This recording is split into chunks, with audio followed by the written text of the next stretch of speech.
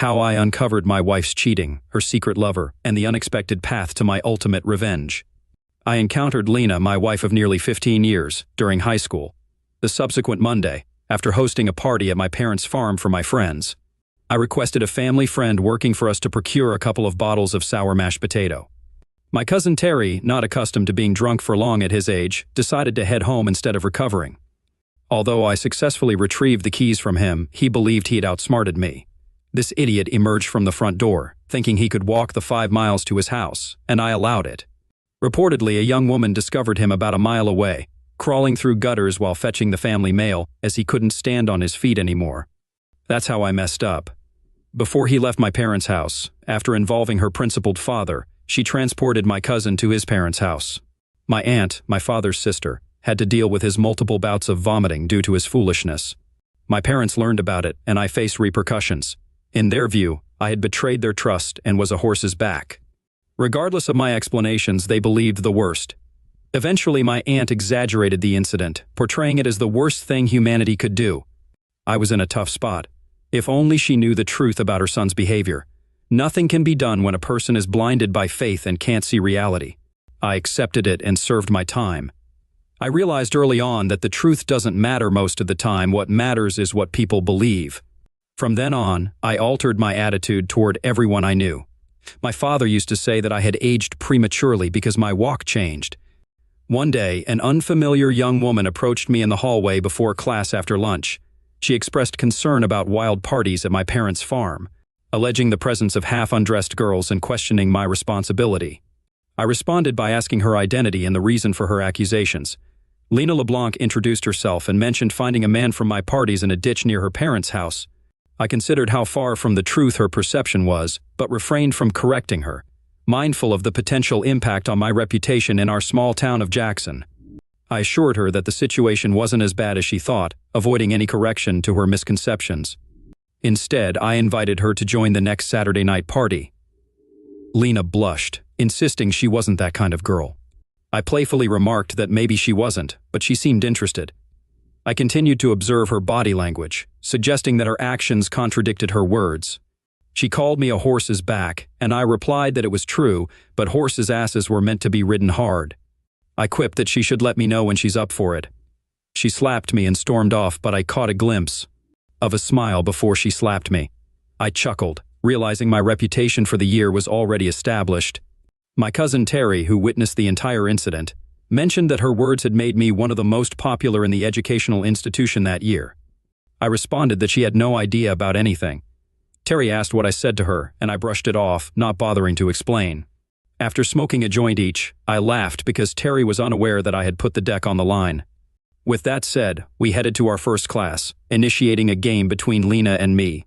I played with Lena every opportunity I got, extracting everything I could from her. Whenever I saw her in public, I made it clear to anyone watching that I was undressing her with my eyes.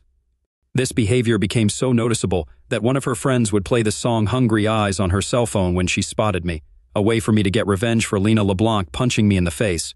Yeah, I was being an idiot, but I enjoyed it. Additionally, she had an irresistible body, and I was just a fool honest enough to admit it. If one of her friends asked me what I was doing, I would honestly say, I'm interested in her.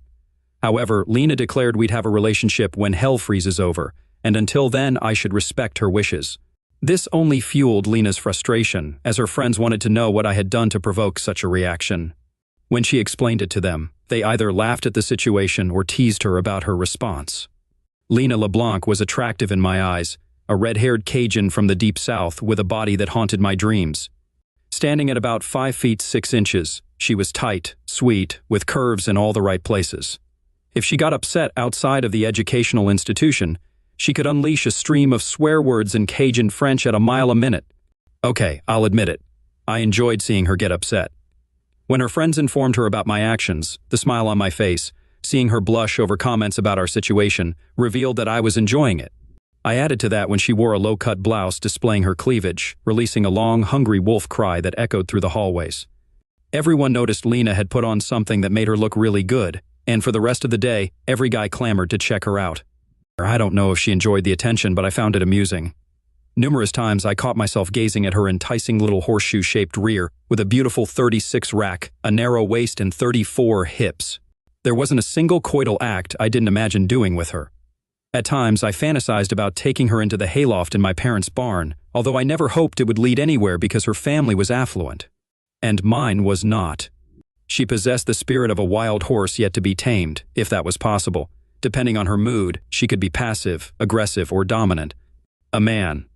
Attempting to win her over would need the patience of Job, as it would take a long time to understand her before devising a plan to get into her clothes. The more I studied her, the more I realized how complex her personality was. That's how much her hot body and personality turned me on. If any woman could give me a blue balls attack, it was her. There were moments when she would catch my eye when no one else noticed, doing something to tease me. We both played this game intentionally to frustrate each other.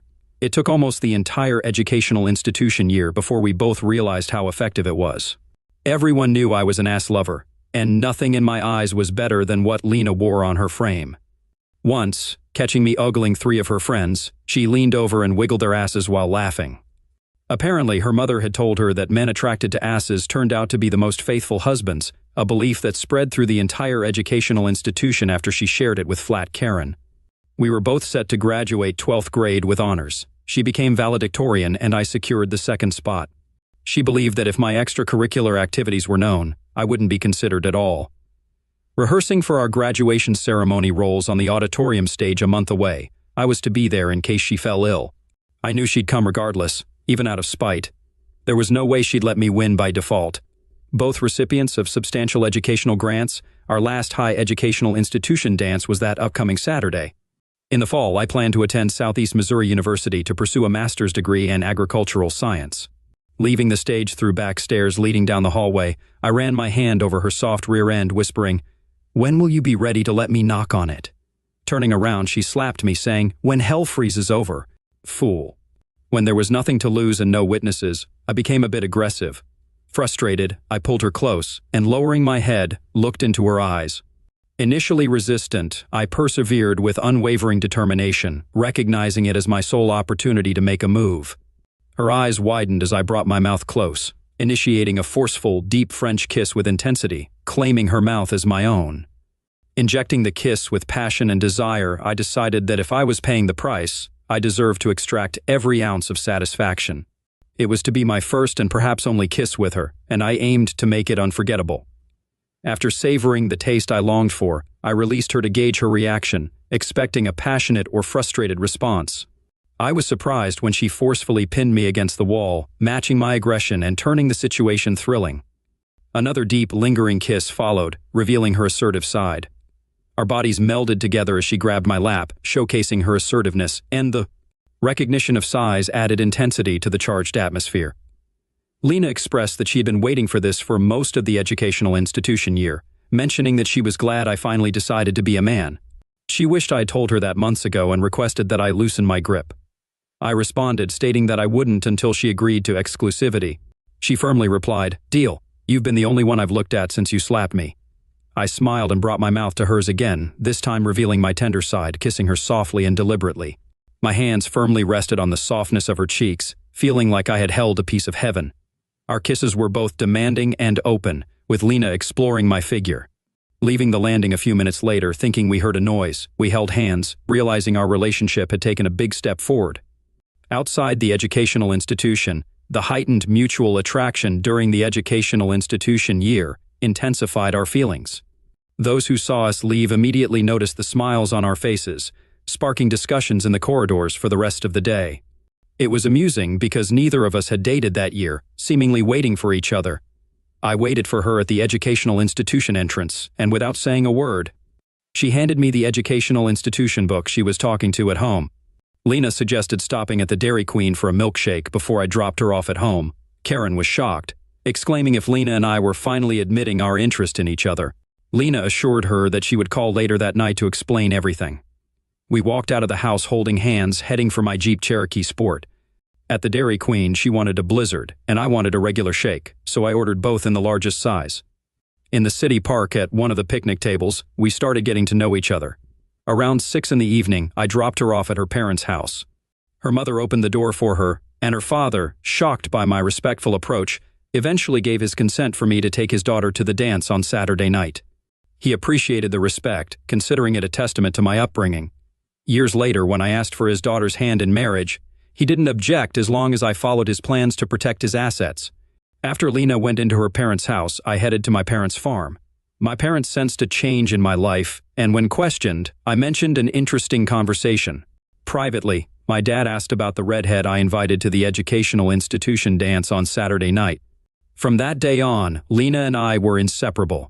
It was Saturday, the day my parents went into town. I was in the hayloft, preparing to haul a few bales of straw after cleaning out 4 stalls with the loader on the front of the tractor. I did this once a month, usually on the first Saturday of the month. The horses were in the paddock in the pasture.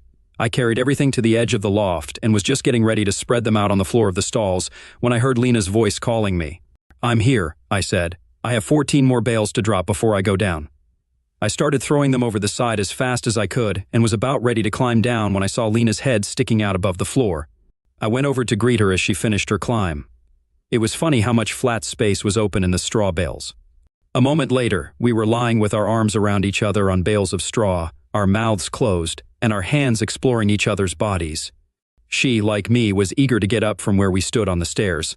It wasn't long before she was pulling off my shirt, and I had just finished undoing the buttons of her blouse, anticipating how I would feel her beautiful chest when we were interrupted.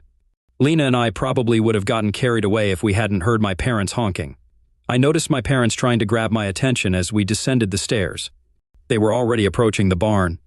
Lena and I swiftly spread out the straw in the stalls. In one of the stalls, Mom and Dad caught us throwing straw at each other, and laughter ensued. Curiosity led my parents to the barn, prompted by the sight of a strange car in the yard when I wasn't around.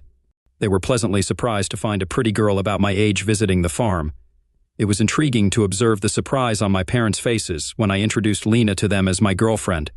I informed them that as soon as I finished bedding the floor, I would saddle the horses and take her for a ride. Mom suggested having lunch first, and Lena volunteered to help.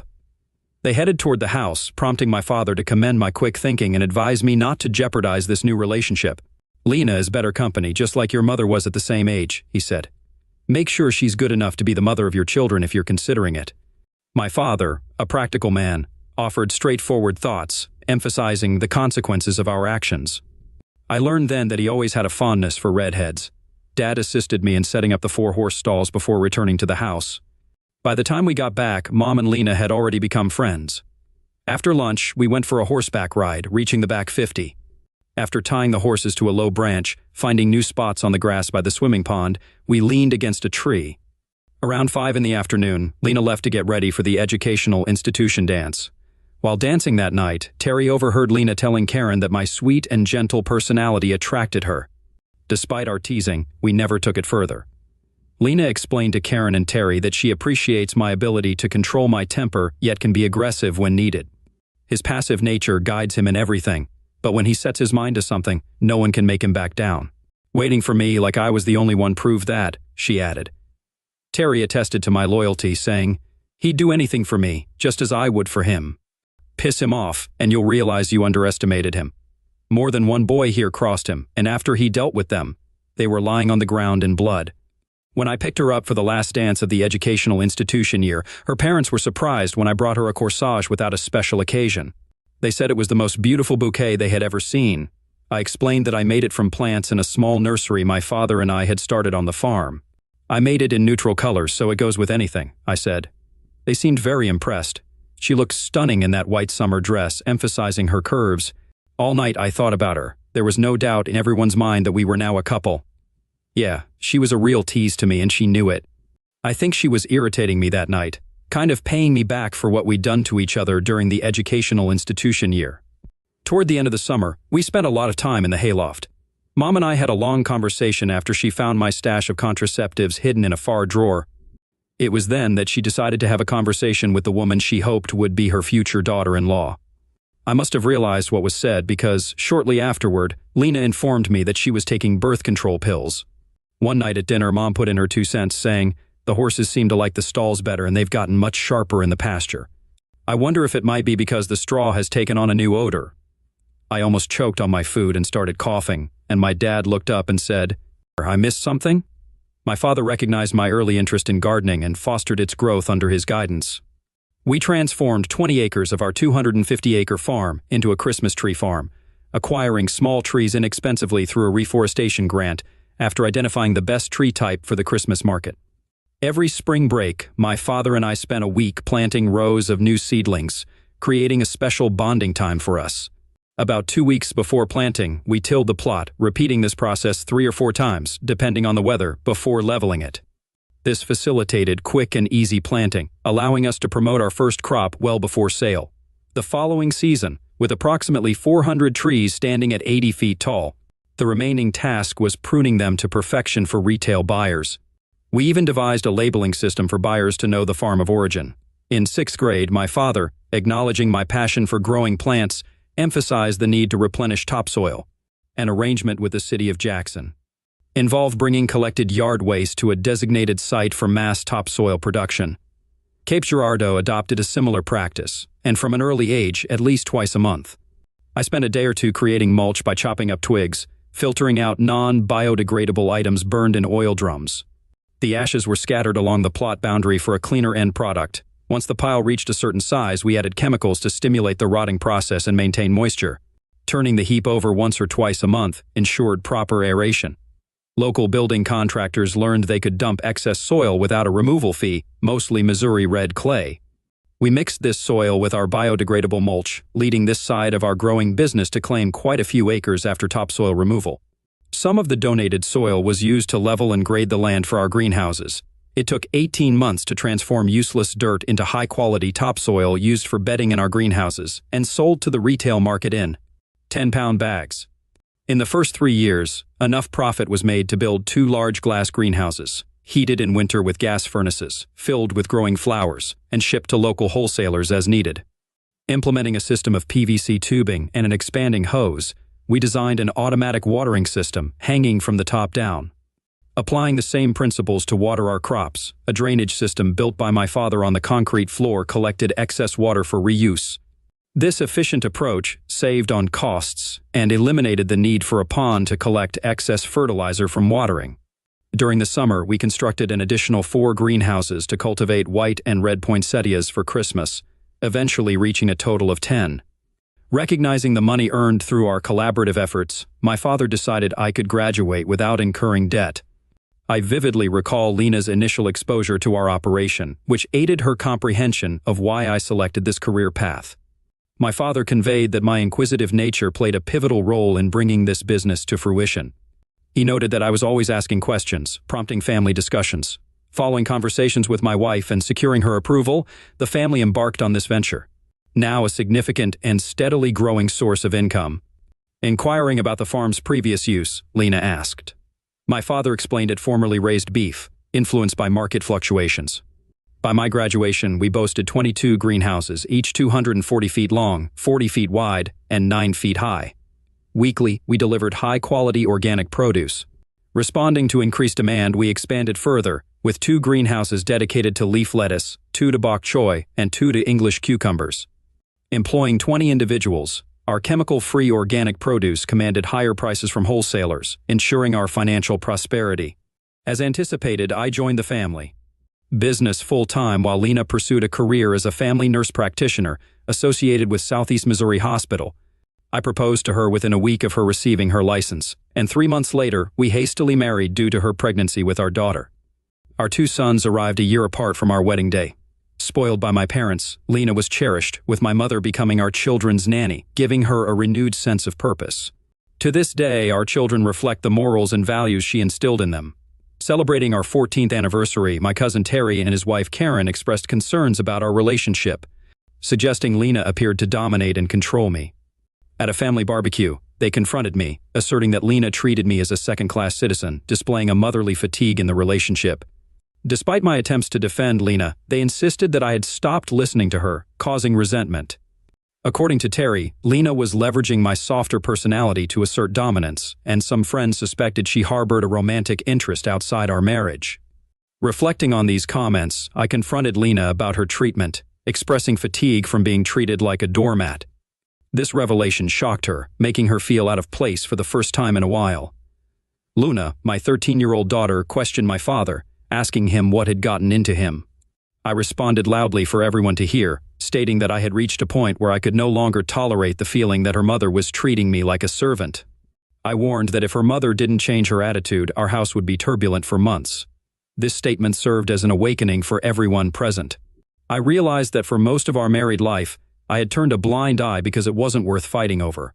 I allowed my wife to walk over me like a doormat without resistance. That night, Lena and I had a significant argument, something that had been brewing for a long time. I ended up sleeping on the couch. Toward the end of our argument, Lena remarked that I just didn't know how extra I was. That's when I lost control. We were fighting outside, away from the kids' hearing. Driven by anger, I grabbed Lena, turned her over my knee, and spanked her, a method I had used with our children for misbehavior. She went into the bedroom in tears with a very red bottom, locking the door to prevent my entry. To say that Lena was tiptoeing around me the next morning is an understatement. Lena had just been confronted with a new reality. When my wife and kids left home the next morning, I returned from the large office near the greenhouses to investigate. As I lay on the couch, contemplating when the change in our marriage began, it struck me that it was 8 years ago, a couple of months after my mother's passing. After conducting a thorough search of her bedroom, I found a wrist bracelet with custom-made 18-karat gold charms. The issue was I hadn't bought them for her. The charms were so sensual that she could never wear them in public. I knew they must have been custom-made to order by her lover due to their significant expense. I quietly pocketed it to take with me, wanting it to be acknowledged. This discovery lent credence to Karen and Terry's suspicions. Returning to my office, I kept quiet when questioned about it. I mentioned that I had a lot on my mind, which was true. Around 3 p.m, with an office staff member present, I asked her to call the group my wife was in to inquire if they were accepting new clients. Fiona inquired for personal reasons, asking why I wanted to know. I explained that I needed to check my wife's actual work schedule, as some rumors had come to my attention that I needed to prove were not true.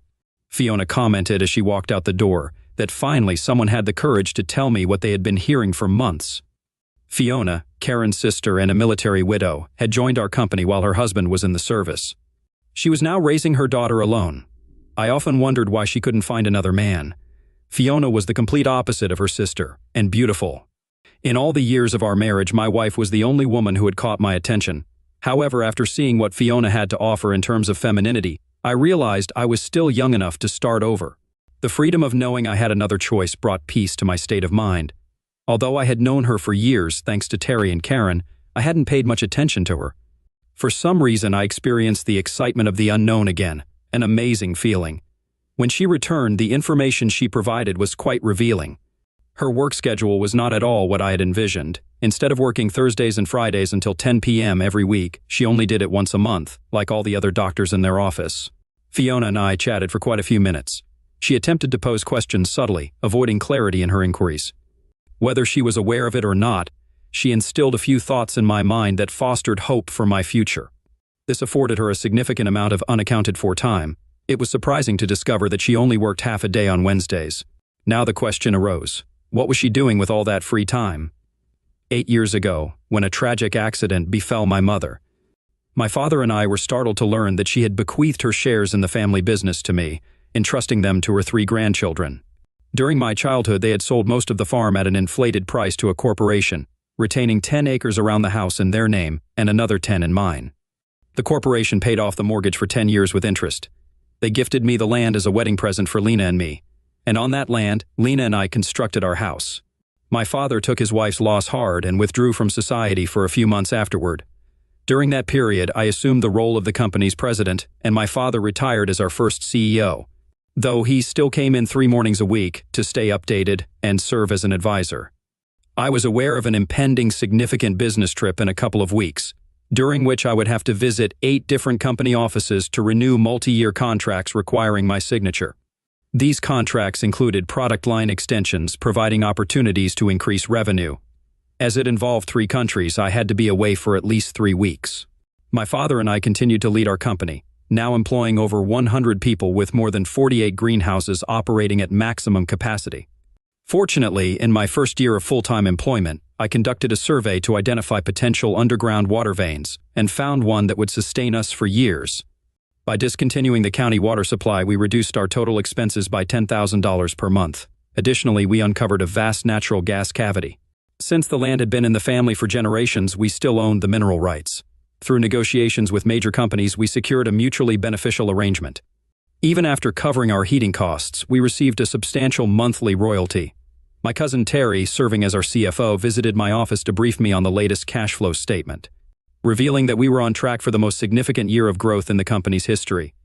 During this private meeting, I disclosed my discovery to him. Examining the report, he was as astounded as I was. Terry inquired about my plans, asking what I intended to do. I replied that I wouldn't send someone else to sign the contracts.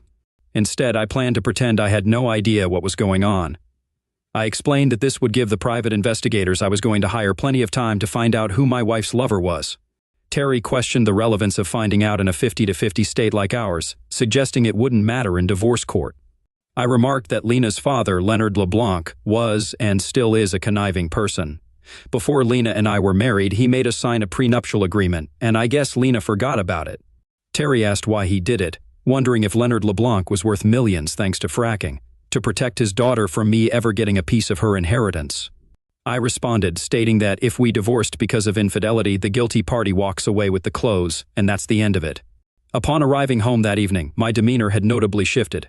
My wife appeared to show a respect for me that had been absent for years. It seemed evident to both of us that our relationship had undergone a significant change. Lena was undoubtedly attempting to discern what I might be aware of.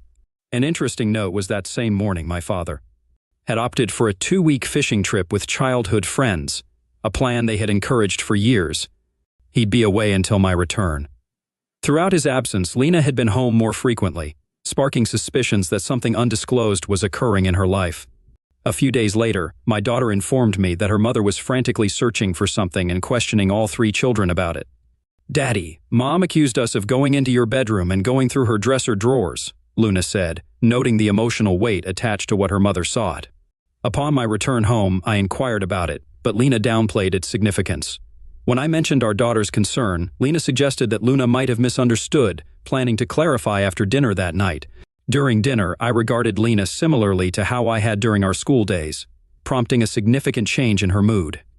I presumed Lena now believed I was aware of her affair. Post-dinner, as she put the boys to bed, my daughter questioned me about the situation. "Luna, I'm not sure," I said.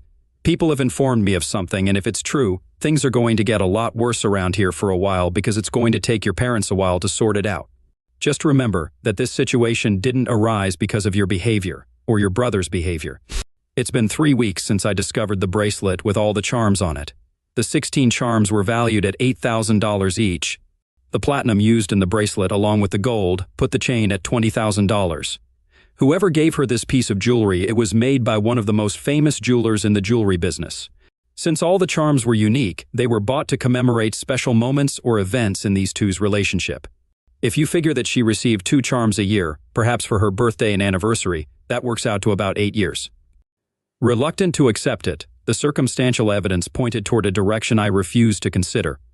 That's why I adjusted my schedule to acquire what I needed. I booked a hotel room in St. Louis to receive a full report from private investigators before proceeding with my business there. My fears were confirmed. My wife's lover for almost 8 years was a man I had known all my life. The private investigators handed me a written copy and a flash drive with the recorded evidence. After the gentleman departed with full payment, I perused the comprehensive report, finding it so detailed that I wondered how I didn't become physically ill. Fortunately, on my way back from Canada, I purchased a couple of bottles of scotch at the duty-free store and consumed more than a couple of strong shots while reviewing the report. Summoning my courage, I contacted my former father-in-law, Leonard LeBlanc, and requested his personal email account. Leonard, a proud man with his values, faced the personal distress caused by this report. Yet I knew that if I didn't disclose the truth, he would assist Lena in undermining me during our divorce. I explained to Leonard that I wanted him to know what's in store for him because he wouldn't believe it if he heard it from me. I mentioned that the dossier was handed to me about 2 hours ago and cost me $6,000 to get. When I received the letter, I sent it to him via my laptop and awaited the imminent phone call. Leonard LeBlanc might have appeared to be the epitome of Homer Pyle upon initial acquaintance. Standing over 6 feet 5 inches tall, he exhibited the same clumsiness and awkwardness as everyone else in his childhood. He was the son of a fortunate alligator hunter who amassed wealth. Despite his unassuming demeanor and simple language, he conveyed the impression of a dull-witted person. Many were deceived, underestimating the genius he concealed from most. When intrigued, he delved into thorough research starting from the ground level. CEOs were often astonished to discover after sealing a challenging deal that he had only been with their company for 6 months. While leading the corporation, he possessed the knowledge to enhance their profitability and productivity by exploiting their vulnerabilities, potentially saving millions from their initial costs. As soon as my cell phone rang, I answered, anticipating it to be my father-in-law, Leonard exclaimed, expressing his surprise at the situation, admitting that if I had told him, he would have called. He characterized me as the biggest liar in the country and questioned how much worse things were going to get from there. I asserted that I planned to do the same thing to them as he did, stating there would be no mercy for either of them. Leonard replied, expressing understanding and absolving me of blame, stating that he'd burn anyone for what they've done. He requested that I promise not to do anything before we talk and assured me that our words wouldn't be recorded.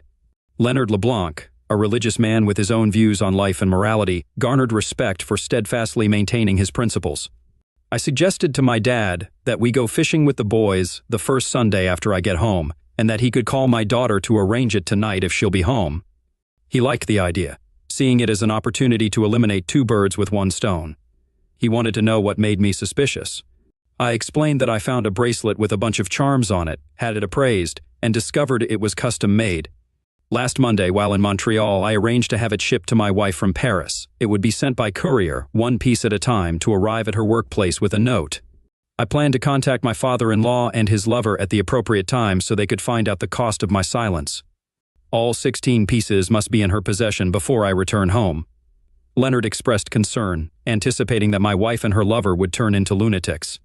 I replied, explaining that it would give me time to find a buyer for my shares in the corporation.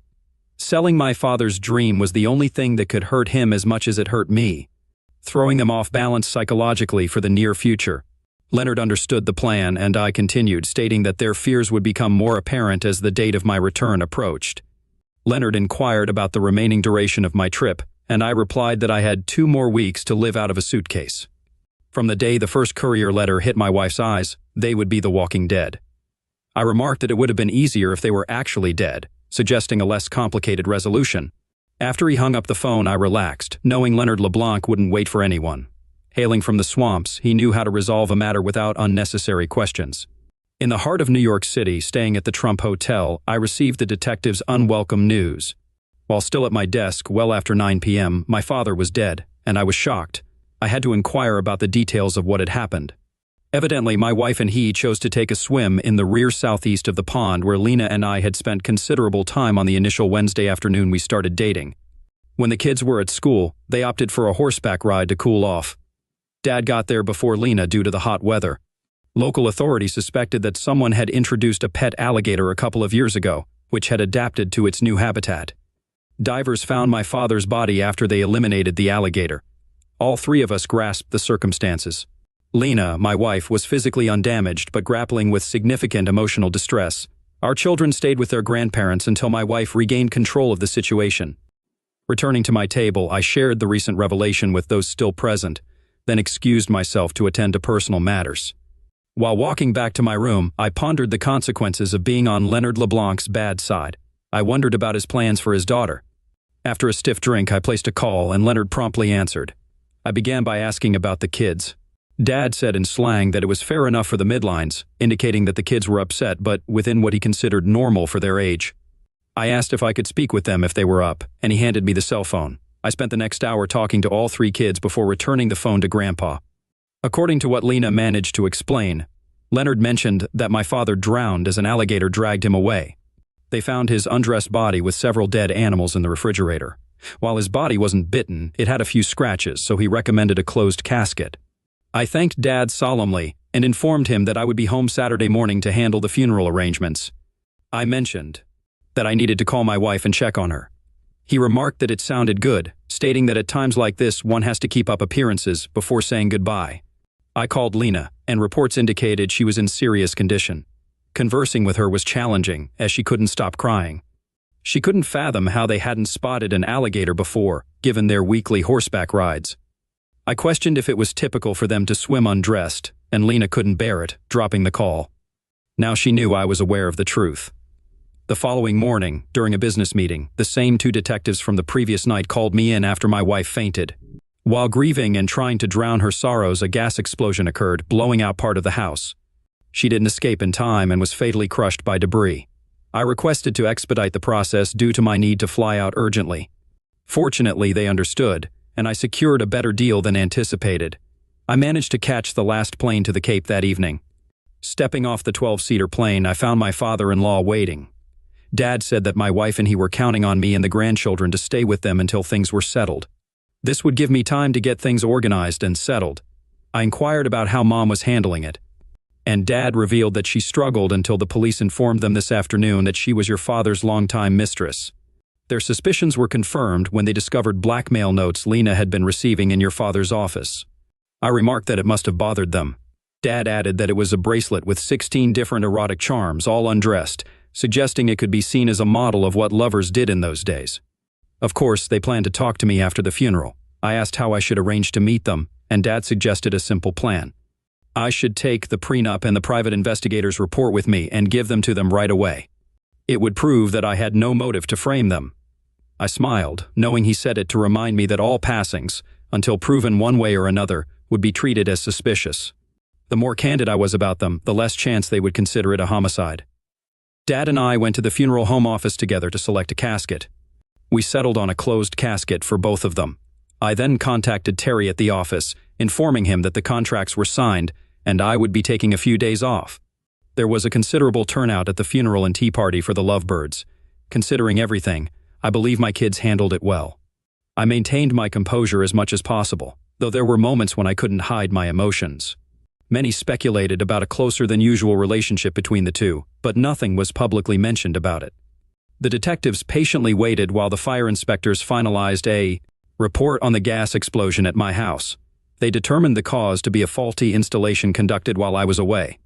Upon receiving the report, I could legally sue the gas company for negligent death and loss of home. They found no evidence to determine when the alligator was placed in the pond. Presenting the prenuptial agreement and the private investigator's report, I gave them a copy using my father-in-law's printer. They appreciated my disclosure, resolving any potential issues that might arise upon others reviewing their final report. While sitting on the back patio with Lena's father and enjoying cold beer, he mentioned that he and his wife planned to change their will, leaving everything to the kids in a living trust controlled by me until they reached the age of 30. I responded that it doesn't matter if he had anything to do with what happened, stating that karma has given them what they deserve, and we should leave it at that. Leonard smiled and complimented me, saying that he always knew I was a smart man who knew what to say when it was needed. At Macy's, where the kids and I were making significant purchases, Fiona ran into me. We had moved into my dad's house during the remodel of mine, which was stale and desperately needed repair. I explained to Fiona that we were buying things because we had nothing left, and introduced her to my 3 children, Luna, Leon, and Levi. We decided to start with the boys, figuring out their preferences and dislikes, gathering enough underwear, t-shirts, blue jeans, shirts, jackets, and other clothes to last 2 weeks. After paying for our selections, I made 6 trips to the car, utterly exhausted by the end, including the last trip involving new shoes. The children suggested that Fiona should come with us to our temporary home, and then she could return with me to help pick out a new closet. Fiona hesitated, expressing that she didn't want me to think she's meddling in things that don't concern her. Luna firmly stated that she thought I should go with Fiona, and then take her out to dinner to show how much we appreciate her help. That's precisely what we did. After dropping the kids off and unloading everything, Fiona and I returned, working for a total of 4 hours. I invited her for dinner, and she mentioned that she had called Luna to get her agreement and made arrangements on her cell phone to have their favorite pizza delivered. When I got home, the big question surfaced. Daddy, are you going to ask her out on a real date? And that remains a question yet to be answered.